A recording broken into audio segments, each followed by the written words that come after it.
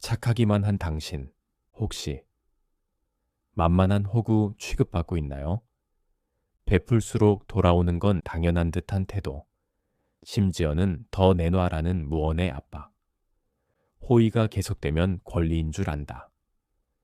영화 속만의 대사가 아니라 살면서 몇 번은 겪어보셨을 수도 있습니다. 혹시 여러분의 호의가 당연하게 여겨지고 있지는 않나요? 더 이상 착한 사람 콤플렉스에 갇히지 마세요. 호의를 악용하는 악성 유형 3가지와 나 자신을 지키는 5가지 실전 솔루션에 대해 알아보겠습니다. 먼저 우리가 경계해야 할 3가지 유형을 살펴보겠습니다. 첫 번째 유형은 당연한 듯 도움 요구형입니다. 처음엔 감사했지만 반복되면 도움을 당연시하고 더 큰 도움을 은근히 기대합니다. 지인이 너 차 있지? 나 퇴근할 때 같이 태워줘. 라고 자연스럽게 요구합니다. 처음엔 고마워 하다가 나중엔 오늘도 태워줄 거지 하며 인사조차 안 합니다.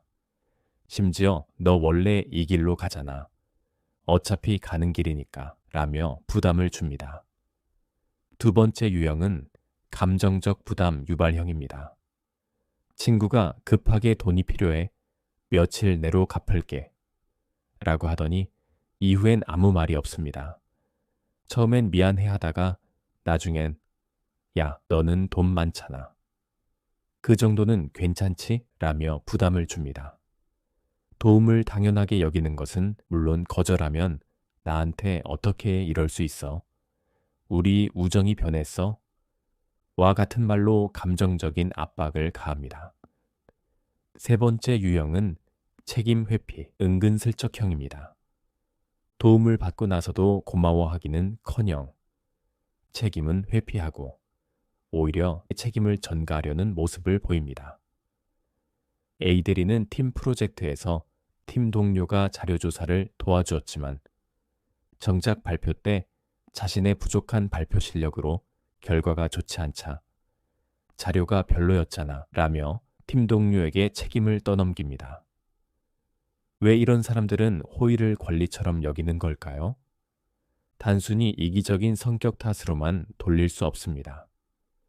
그 이면에는 복잡한 심리 기제가 숨어 있습니다.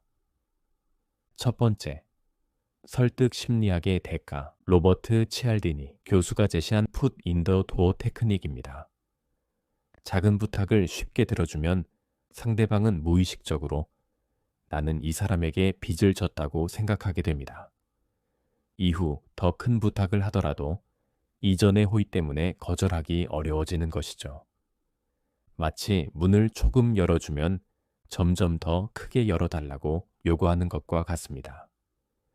두 번째는 인지부조화 이론입니다. 상대방이 계속 도와주니까 이 사람은 나를 위해 당연히 해야 하는 사람이라고 스스로를 합리화하는 것이죠. 자신의 행동과 신념 사이의 불일치를 해소하기 위해 상대방의 호의를 당연하게 여기도록 스스로를 설득하는 것입니다. 세 번째는 사회적 기생충 심리입니다. 자신의 노력 없이 남의 자원을 착취하는 것을 당연하게 생각하는 심리입니다. 이들은 타인의 감정을 공감하지 못하고 자신의 이익만을 추구하는 경향이 있습니다. 마치 숙주에 기생하는 생물처럼 타인의 호의를 이용하여 자신의 이익을 극대화하려는 것이죠. 이러한 심리 기제를 이해해야 더 이상 휘둘리지 않고 현명하게 대처할 수 있습니다. 그럼 이러한 선을 넘는 요구들에 대해 어떻게 대처해야 할까요? 5가지 솔루션에 대해서 알아보겠습니다. 첫 번째, 경계 설정하기.